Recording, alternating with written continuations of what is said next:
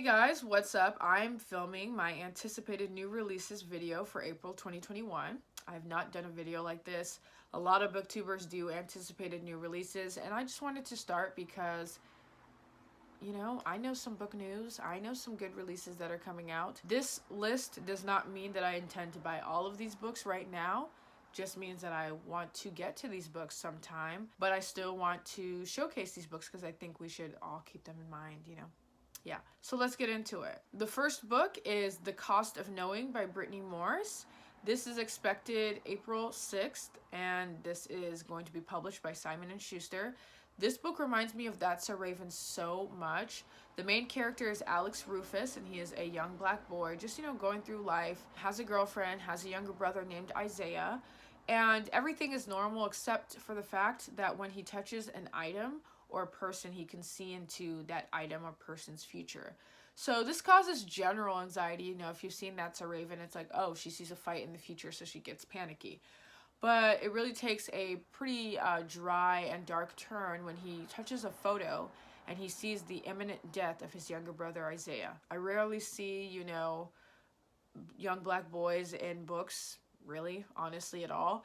And then with this twist, I don't see them really in a magical realm ever. So this book will be really interesting, and I'm so excited. I love the cover. I love the cover. I love the blue. I love the drawing. I feel like they actually put effort into even drawing their hair. And I feel like a lot of books with POC don't do that. So I'm really excited. The next book is Zara, Hussein is Here by Sabrina Khan. And this is going to be published April 6th. Scholastic Press will be publishing this. This is a YA novel following 17-year-old Pakistani immigrant Zara, and her family has been waiting for their visa process to end and them becoming U.S. citizens. Currently, they reside in Texas, and Zara goes to a Texas high school where a star football player named Tyler bullies her. And one day he takes it too far and he gets suspended.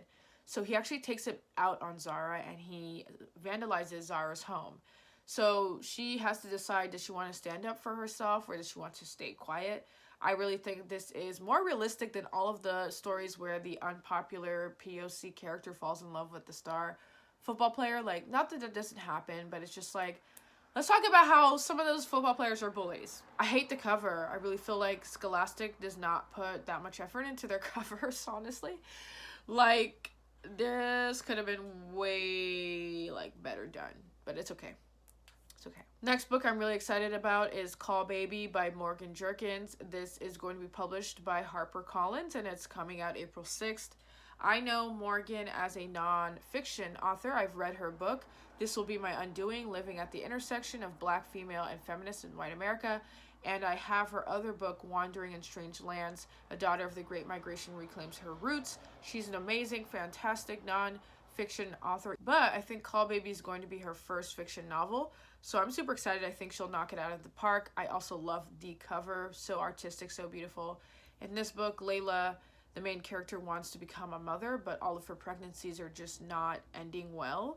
And so she goes to a powerful Harlem family who is known for Call, which is a precious layer of skin that is the secret source of their healing power. So I am interested in that. Plus, I just love stories about black motherhood. I just think that needs to be explored more. So yeah, I'm really excited about this. Next book is another book about black motherhood. This is We Are Bridges, a memoir by Cassandra Lane. But this is expected April 20th, and this will be published by Feminist Press. So it is an indie release. So let me read the synopsis.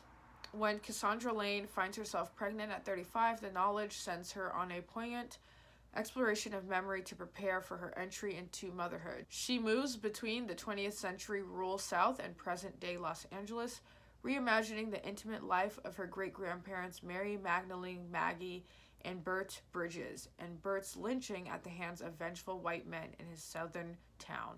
What I love about this is to prepare for motherhood, she's looking at the past, which I think is very important when it comes to generational trauma and things like that. So I just really want to get into this. I also love the cover of this. See, this is how a simple cover can still be very beautiful. So take note. I really like this cover. This book I'm really excited for because I actually listened to the author as a musician. So she is the lead of Japanese Breakfast. You should listen to their song, Everybody Wants to Love You. I really love that song.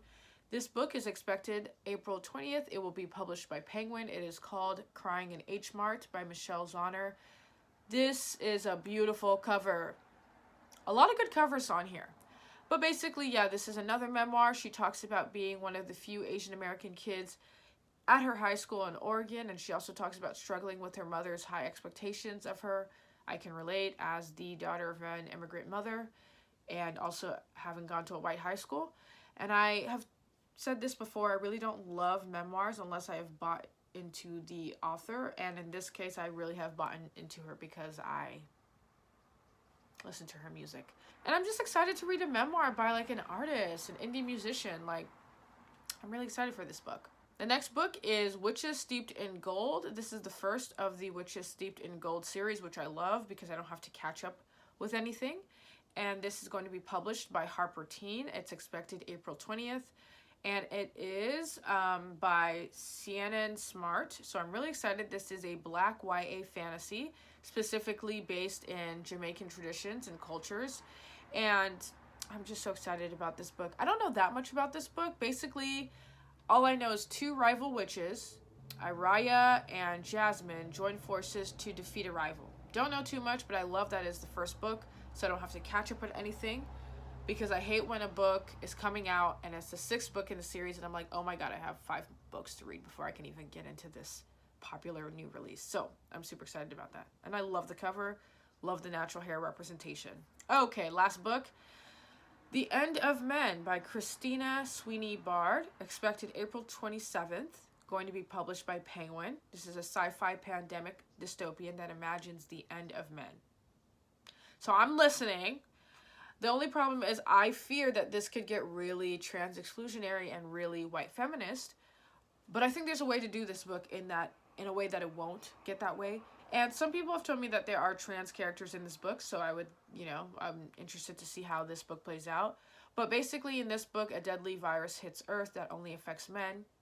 So it's basically meant to explore what the absence of men, or what the potential absence of men, means for society. How will it change? How will society be reformed? I think there's an interesting way to explore that without getting too into gender essentialism, so I'm really excited to read this book as well. I also really love the cover to The End of Men. I just really think it's like sci-fi-ish in a cool way.